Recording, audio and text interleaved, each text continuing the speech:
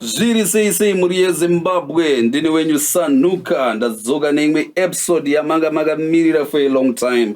Ndofunga tata nenguva tisikubuditsa pa Behind the Music with Sanuka, and with me in the studio ndina Beeman Attack.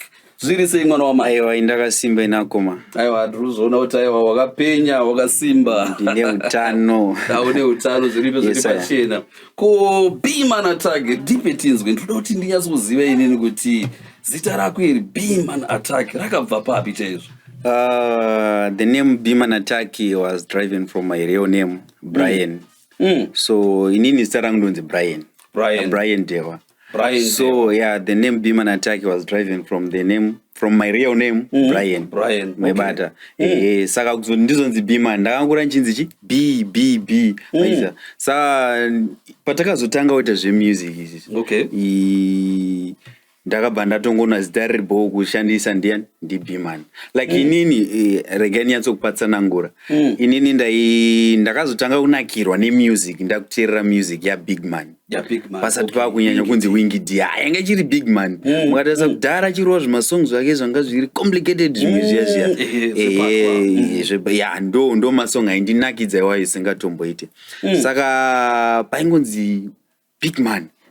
Since ndainzi B. Ndakabva ndatongoti aindokunotochi Beeman. Okay, chidobi chakabva zvakabhadhara. So pa Attack apa mungada kutizivisa kuti Attack rakadhiraivwa from chii manje kuzoti Attack? Yeah, I think mabvunzo wakanaka singamboiti. Ka Attack kakabva kumafans. Pandakatanga kubudisa first song. Vanhu vaingoti maataka mudhara. Maataka. Pateti pazvima freestyle ngonzi waataka uchipiwa sando. Waataka. Saka kako ka Attack vanhu vangangoti Attack. So ndichitarizawo even the energy yenyu. Ayo munoataka zvekudaro. Saka kutonzi Beeman Attack zvinoita kuti zvinongokomanda attention kuti vanhu vatongopa nzive kuti pane something chakutoda kutoita. And I'm very happy papo because pandanda kuziti Beeman manje. Vamwe apana chira ingonzo blessing angangoto Beeman. Saka pakazoya ka Attack saka makatotrendesa zvinhu. Pamazongo distinguisha kuti aiwa rega ndiwedzere ka Attack kuti zvibva zvazozikana kuti aiwa munhu uyo akatrendesa kuti ndeupi maiza. Chero mwana wangasitomborina namazita aitangana B, wangangozvito Beeman. Wangafunga kuti vamwe ringori pattern maiza. Saka zvakabva zvava neka different apa pakapa. Vanhu vakunyatsokunzwisa kuti this is blue, this is white. Okay. Aiwa, I think zvanyatsojeka kuvazhinji vari kukunzwa. But ndikada kuziva kuti panhau yemusic, kupinda muworld yemusic, muindustry, pamakatanga kupinda mu studio kurecord track ndezvegore ripi, makatanga riini, uyezve kuziva chipo kuti munacho chekuimba ichi makadiscover riini chipo chenyu? Inini song yangu ndakatanga kuibudisa 2016, but before 2015 ndaimbobheka rimwe timu rairovawo masongs aro edanzo, but yanga iri Zion Danzo. Saka ndaibheka kutongonza iwo voice rako apa roita kubheka through makwaya ataimboimba. Saka vanhu vaingozivikanwa kuti iwo paunopinda ndeapa. Saka patata kuita vakurova masong ava kumana vakareleasa rimwe album rakatombopisa 2015. Saka ndo randaingobheka ipapo. Then ndaitogena experience ndikatongona kuti rega ndimbotanga yangu. Anditika. Icho chinhu kana uchida kutanga unotanga wambodzidzawo from vagara varimo mufield macho kuitira kuti paunopinda manje obvious unoita zvikuru because unenge wakadzidza from vamwe. Alright, and tingada kuziva nemhuri yeZimbabwe. Obvious vanhu vazhinji vanenge vachiteerera and vachida kuziva kuti okay, saka Beeman pane zviri mupipeline here zvari kuda kuzoti pakurira pamberi, zviripo here zvamuri kurongera vanhu zvamuri kuzoti maybe mumwaka unoteera ndichambopa vanhu EP kana ndichambopa vanhu album, pane zviripo here mupipeline? Inini andina dream yealbum zvamanje but tirumborwa masingu. Then pane EP ratakazongoholda rainzi Ghetto Story. So yeah, Ghetto Story I realized kuti masongs ese Ghetto Story ndofana umaita featurings. Okay. Saka mamwe andanda kubudisa ndiri 1 ndakamamisa. Okay. That's why tisina uzoti EP rambe richita sei richitrenda. Saka now aripo masongs tikati EP rakatoperera but since takumbotsvagawa nekupinza pa EP. Saka ndachimboplana kuti kuzvidecember uku vanhu vaenjoy.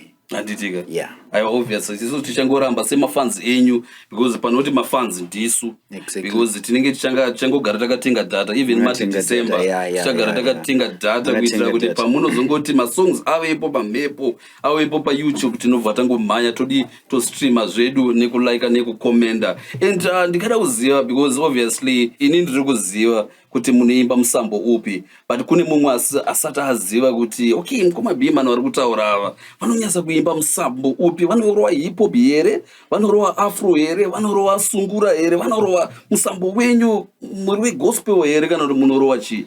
Yeah, regendi pajekese papo. Chakatipinza muchinichi idhanzo izimdhanzo. Yeah, I can't run away from that. From that fact. Yeah. Izimdhanzo ndekaita kuti kutozi vanhu vatoziva munhu anonzi Bman. Maiza. Through dhanzo iyoyi.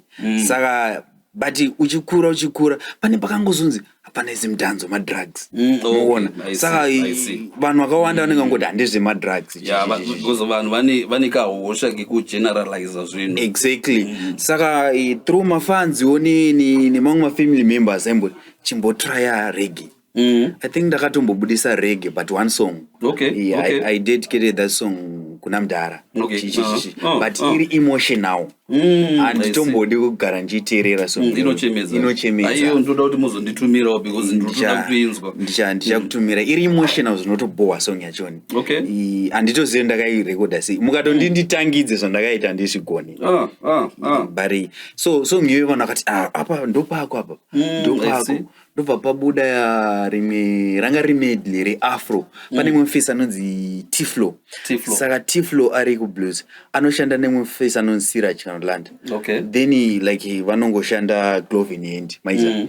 Saka pakamutumira I was in Rwanda by that time. Pakamutumira ndakabva ndapinda chi medley reafro riya. Okay. Rakanzi afro ngoma. Afro ngoma rakaproduced na Tiflo. Okay. Yeah. Tuitira kuti kune vachada kuritsvaga pa YouTube vanongomhanya unotsvaga rhythm racho tobva tariona medley racho. Saka ndakapinda pa medley but I managed kurecorda song. Okay. Andina kuzoenda kushooting ichi. Video. Yeah, exactly. Okay, saka ndopakatangoti aiwa chimbobata apa. Wakadai so. Saka ndopa ndakatombostika ndiri pa afro. Manje. But ndine vanhu vakawanda vanotombonditi usasiya dhanzo. Okay. Chimborwa mabhiti aya ichi izimdhanzo moza cause unofanira kuremember background yako. Exactly. You're right about that. Saka pa EP papa ndaitombotaura nemwe plus yangu iri kuchando iyo yaito iri kubika mamwe mabhisi ari kuda kubayira futi pa EP. Saka ari kuti ari pakufanira kupinda like magenera akasiyana pa EP. Then patichazopa vanhu music pachava nemasong atichaona kutoti aya agamuchirwa. Aya masong aya haana kunyatsogamuchirwa. Saka but zvamanje ndiri kuafro. Okay. Aiwa pakajeka chose pakanaka chose ende ndingada futi kungoziva kuti like ma-producers ma-mention Tiflo but ndingada kuziva mamwe ma-producers amuri kushandidzana navo kuti kubva zvamatanga ma-producers amakashanda navo and mati describe like kushandidzana kwamakaita navo makabenefita chii mukushanda nevanhu vakasiyana in your musical journey? Ndakatanga kushanda nemwe producer ndakukanganwa zita rake zvangu but that producer ndiyakambotanga nekasong keke kuti anzi chinopera isauti chichichi musauti cheka chichi maiza. Aiwa song iyo maybe makaziziva through mwe artist but ndakukangana zita rake DJ producer wachoni. Then ndikashanda futi Glory to Glory budiro wani kwararo.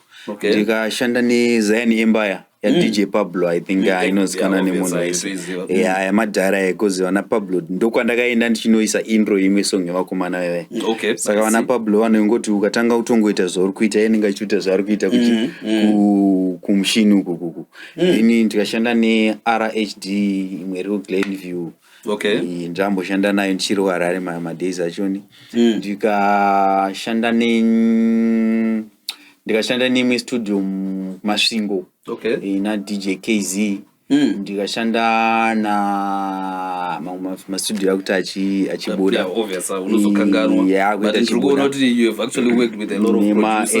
then kuGwanda ndakashanda neimwe inonzi NM yepesa akambobika Beatrains Shisha Rhythm itozi rakatora award if I'm not mistaken 2015 ndo rakatora award NM studio then ndikamboshanda neTycoon yandachimbotora noshanda Glove in Hand na Tiflo naLanda exactly then ndikashanda futi kunokuku ndamboshanda ndakaita challenge manje mapinda mu SA panakapinda mu SA manje ndakaita challenge maybe about 2 years ndishaya kana studio then munhu ndakatanga kulingiswa naye ainza ne studio ndakasvika tumai surprise anga ne laptop nezvimaspika chete koza katorekoda since aito adaiwa hazvisi kubuda then ndobva tamboenda kune imwe face ainzi ndakukangana but ndio kuMalawi manje but manje mawana ndakarekoda 2 masongs but I think ndakamadelete because face akandoza kuti wangu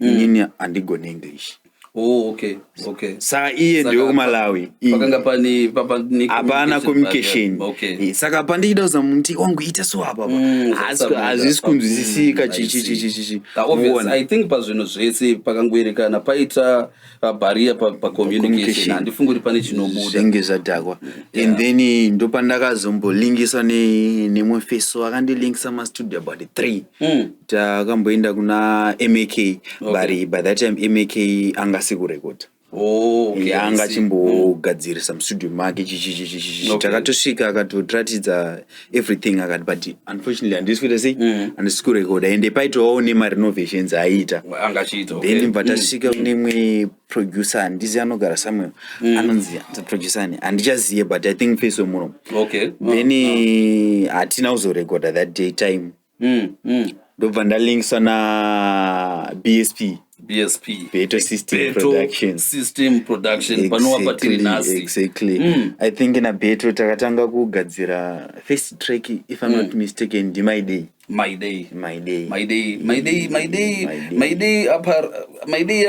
rakabuda My Day is part of EP song yakabuda tinayo takaichengeta because ndauda kutotorayira vanhu manje kuti song iyi munoiwana pa YouTube My Day musati maenda mberi toda kuti ipapo mambo 2 dzamasongs amakaita kudhara akatobuda kuitira kuti vachateerera katoda kuti vabva vatoziva kuti kana patori masongs akatobuda vanobva ngoziva kuti apa track riyaka rinowanika pa YouTube vanobva vamboenda kunoona zvidobi unyanzvi hwenyu when it comes to music kuti munoita sei kana mapiwa mic because I've witnessed it, I've seen you do your thing saka handidi kuudzwa because ndakazviona first hand but kune munhu ari kuona ari kutoti am face uyu ka ndiri kufarira energy yake ndezvipi zvakatomboita ngatimhanyei kuYouTube pane masongs ari paYouTube here kuti vanhu vanokwanisa kutotsvaga vobva vanzwe kuti aufa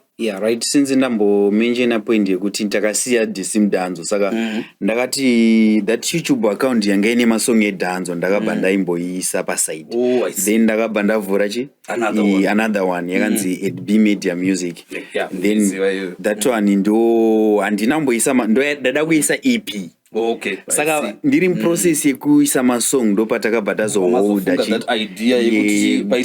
exactly but I think ipapo patori nemasong about 3 or 4 if I'm not mistaken aripo masongs iwayo saka takamira kuti mamwe acho EP richibuda plus masingle ari kubuda anytime soon tobva tamabayirira. So unofunga muri yeZimbabwe mazvinzwira kuti masongs pane atoripo ekutoti right now as you are listening muchingopedza interview ino munobva mangoenda pa YouTube channel ya Bman Attack Media mobva manzwa zvidobidobi zvaanoita pamasongs ake uye zvekugona anogona. Ini ndiri kuudzai because I've actually listened to those songs and please chikumbiro changu ndechekuti munobva mangosubscribe pa YouTube channel yake because pane EP ratapromiswa isuzu kuti riri pipeline and December rinogona ngopinda mumastreets rinema one. So mamwe masocial handles enyu kuFacebook vanhu vanokufollowa ipa page rekuti kudii vanhu vabva vangogara vangoziva kuti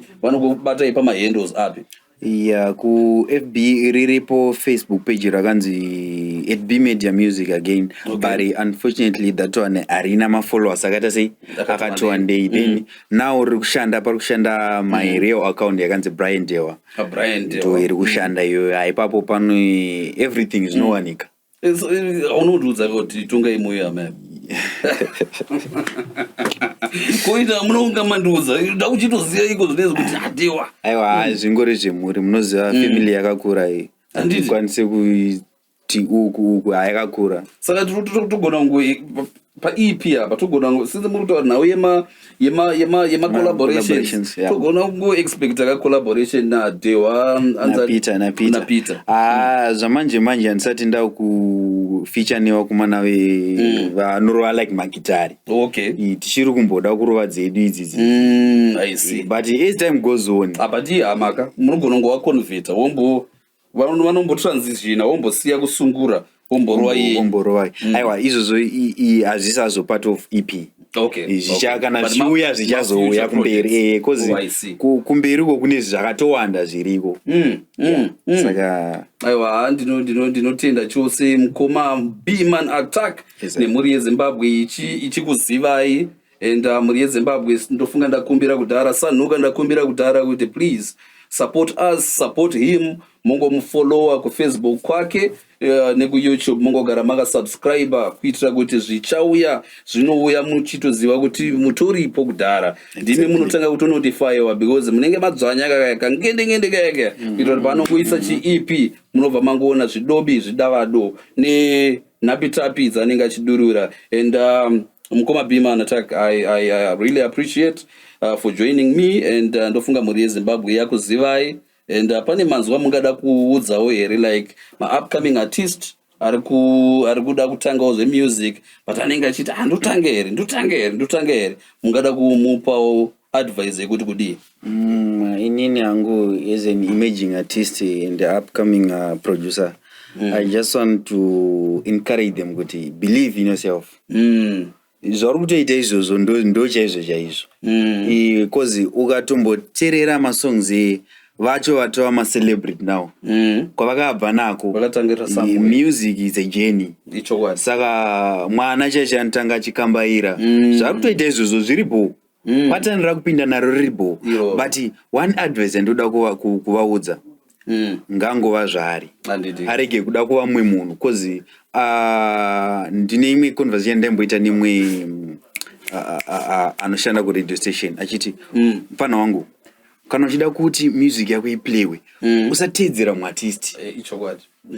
Iwo ingoimba yose zvauri izvozvo cause ndikateedzera like for example ndateedzera muartist anditi then panoplaywa music pashow yenyu imimi mogona kunge mune vanhu veafro kana kuti masong eafro kana kuti maviri anditi pamwe afro zvairi alright. For example inini ndogona kuti andambotaura kuti ndo motivate na Wingy D handiti. But handisi kuimba unge Wingy D. Why? Because imi mukada kuikuridza song yakatanga ya Wingy D, inini ndikada kurova futi ya iyoyo hazvichaite maibata. Ndapabata. Saka ndikungoti mayouth ngaaimbe sezvaari. And the other thing musakangana ku subscriber @bmedia music pa YouTube and pa Facebook. Ndofunga nguva ndo yazoita ishoma but in closing mova mangorova freestyle zvenyu mongoisa chero akapela tichitongovharisa zvedu.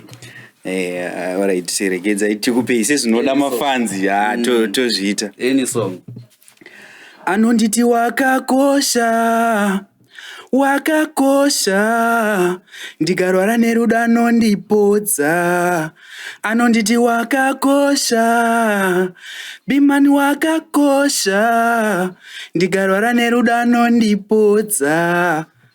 Yes, sir. It's your boy Biman Attack. Moria Zimbabwe, we love you. Keep on supporting. We out.